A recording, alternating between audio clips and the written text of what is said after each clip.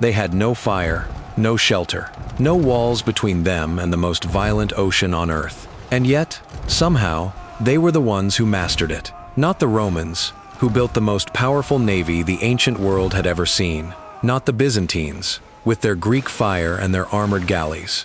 The Vikings, in open wooden boats, in the dead of winter, without a single flame aboard, reached places that no other civilization on Earth could reach. For 500 years, they owned the North Atlantic. And the question that has haunted historians for generations is not how they survived the cold. The question is why removing fire from their ships was the decision that made all of it possible. Place yourself there for a moment. The year is roughly 1000 CE. You are not on a ship, you are inside a storm. Waves rise around you like collapsing buildings. 30, 40 feet of black seawater that falls without warning. Salt spray does not reach your face. It freezes before it gets there, turning to crystals in the open air. The rigging above your head groans under the weight of frost. Your oar handle is no longer wood. It is a bar of ice wrapped in cracking leather. And the cold is not something you feel anymore. It is something that has entered you, settled deep into your bones, and begun to make decisions on your behalf. Modern sailors, equipped with steel hulls, thermal survival suits, GPS, and emergency heating systems, would struggle to remain functional in these conditions for more than a few hours. Viking crews endured weeks. Open boats, no walls, no roof, no flame. Hollywood has spent decades telling us they survived on toughness alone, on brute will, on something almost animal in their nature. But here is what Hollywood never understood. Willpower does not sail an ocean. Systems do. Something else was happening on those ships. Something that had nothing to do with suffering, and everything to do with intelligence. And the answer begins not with the men who sailed them, but with the wood beneath their feet. To understand what was really happening on those ships, archaeologists did not start with what they found. They started with what they did not find. Across 8 major Viking ship excavations, the Skoldilev vessels raised from Roskilde Fjord, the breathtaking Oseberg ship, the Gokstad burial mound, and several others spanning centuries and coastlines, researchers cataloged everything preserved inside: tools, ballast stones, water barrels, repair kits. Food remains sealed in clay. They found evidence of an entire civilization packed into an open hull.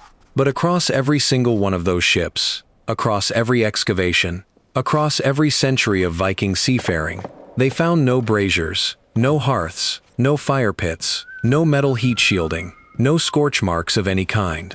Not one. And when the same absence appears 8 times, across different ships, different eras, different regions, that absence stops being a gap in the record. It becomes the record itself. In archaeology, what is missing often speaks more truthfully than what remains. And what was missing from every Viking ship told a story that took researchers years to fully accept. The Vikings did not heat their ships. Not because they lacked the technology, not because they did not understand fire. They chose not to. And once you understand what a Viking ship actually was, that choice becomes not just logical, it becomes the only sane decision imaginable. A Viking longship was not a vessel, it was a floating fuse. Every plank was sealed with tar. Every rope and piece of rigging was waterproofed with pine pitch. The sail, that single enormous sheet that caught the North Atlantic wind, was woven from wool and saturated with animal fat to resist moisture. The seams between planks were packed tight with wool fibers, horsehair, and moss. Every surface, from the keel to the top of the mast, was flammable. Maritime reconstruction experiments have since confirmed what the physics always suggested. An open Viking ship, once ignited, could be fully consumed by fire in under 4 minutes. There was no cabin to contain it, no bulkhead to stop it, no deck to isolate it. Fire did not mean warmth on a Viking ship.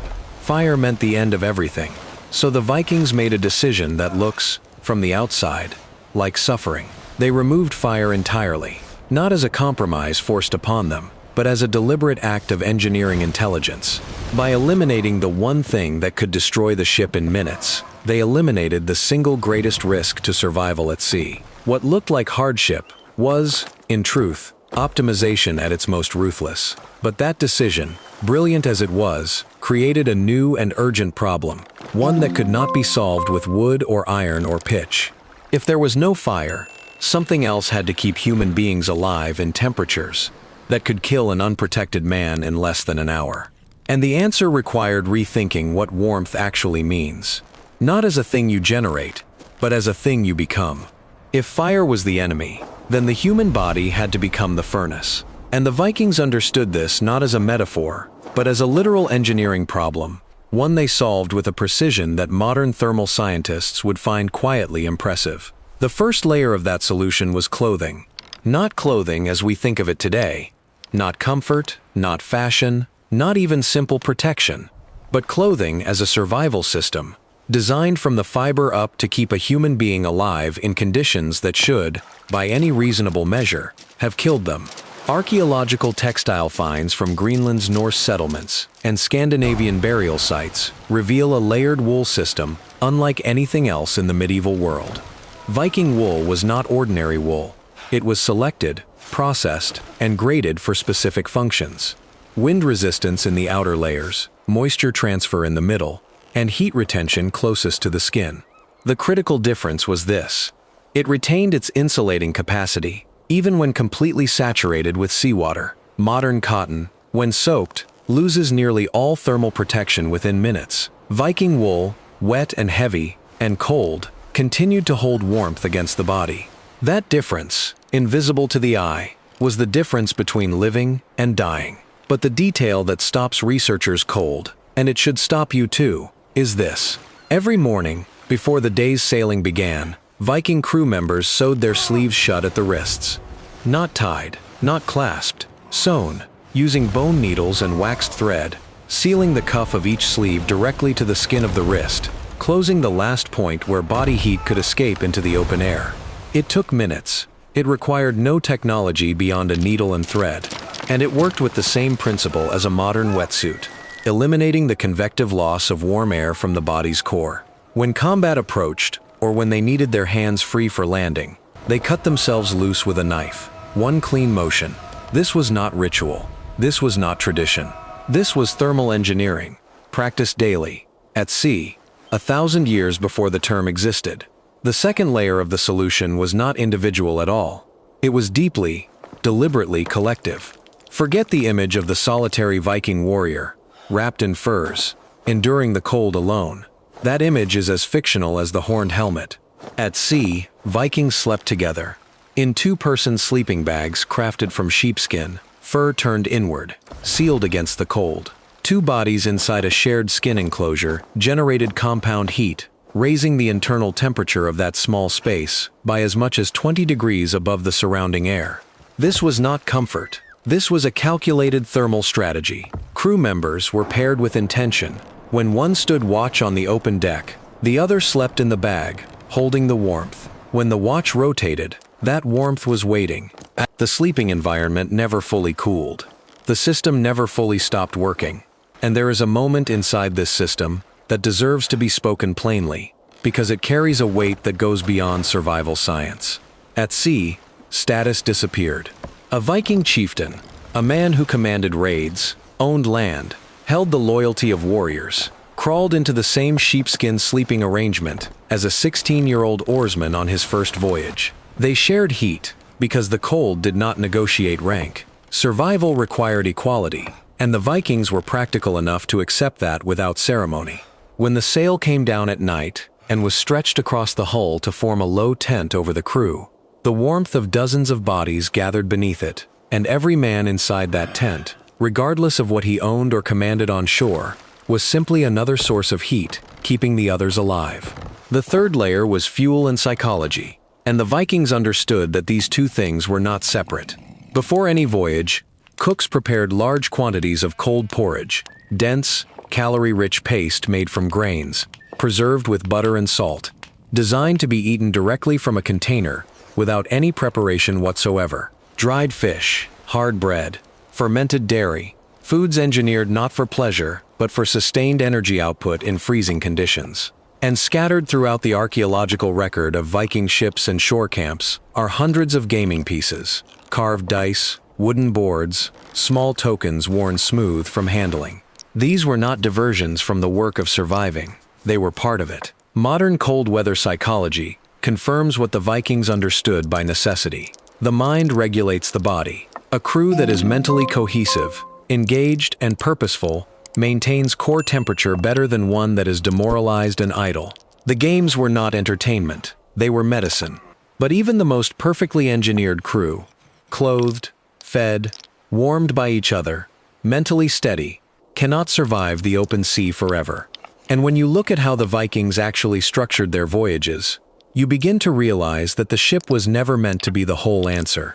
The real secret wasn't on the ships at all.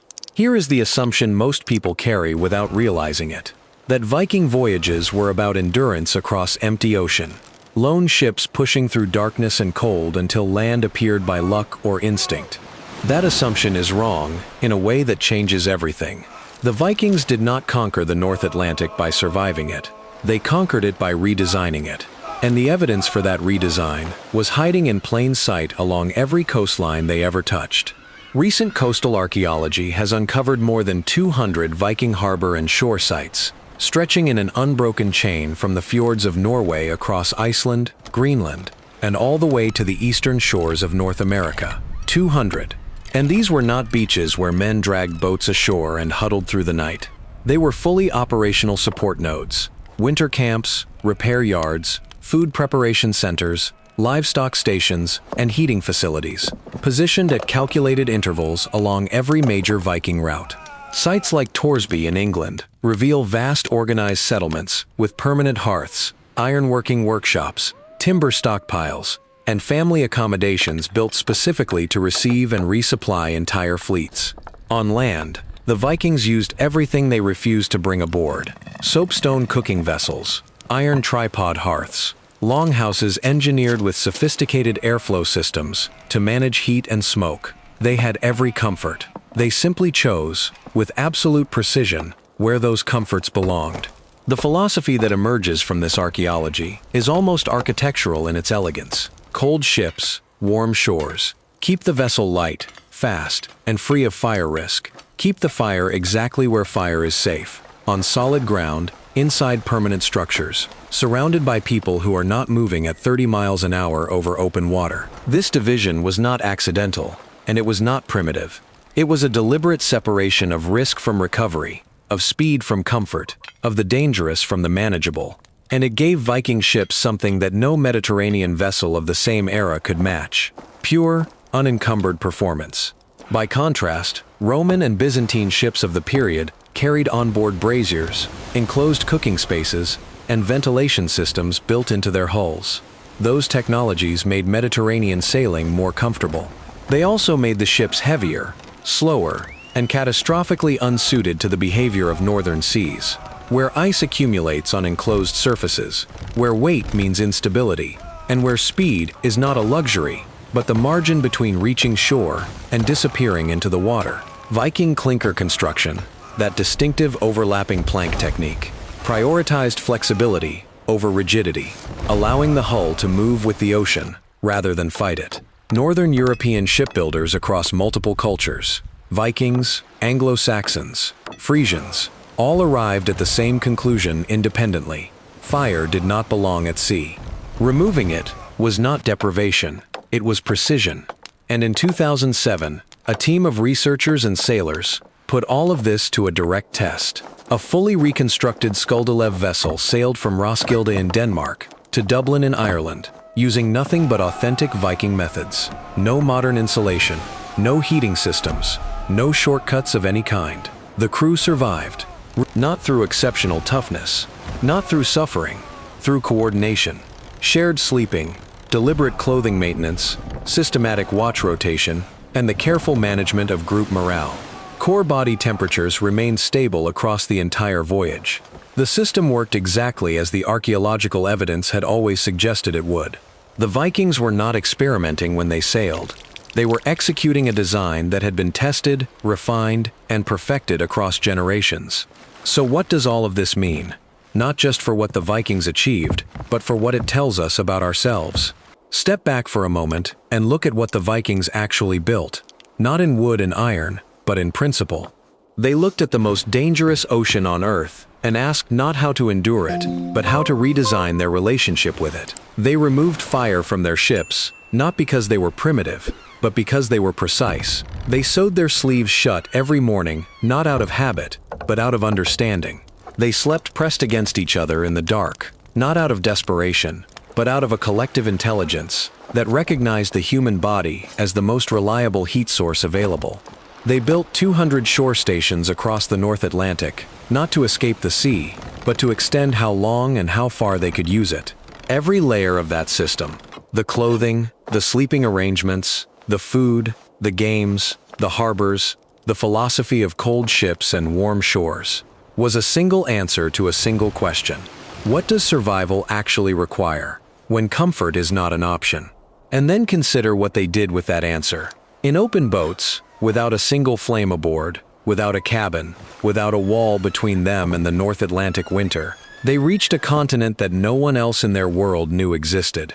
They connected Greenland to Constantinople. They reshaped the political borders of England, France, and Russia. They did all of this not despite the cold, but because they had learned to think more clearly inside it than anyone else alive. We live now in a world where warmth is a switch on a wall, where comfort is the baseline, not the reward, where the systems that keep us alive are so invisible, so automatic, so perfectly hidden inside the infrastructure of modern life, that we have almost entirely forgotten that systems are what keep us alive at all. The Vikings do not let us forget. Every morning on that ship, when a man reached for his bone needle and began to sew his sleeve shut against the cold, he was performing an act that modern life has made almost unthinkable. The conscious, deliberate decision to understand his own survival, rather than simply assume it. That is the lesson the frozen sea left behind. Not that the Vikings were tougher than us, not that they suffered more and complained less, but that they saw the world as it was, cold, indifferent, and governed by systems, and they chose to understand those systems, rather than wish they were different. They replaced fire with cooperation. They replaced comfort with precision. They turned the open ocean into a network, and they turned each other into warmth.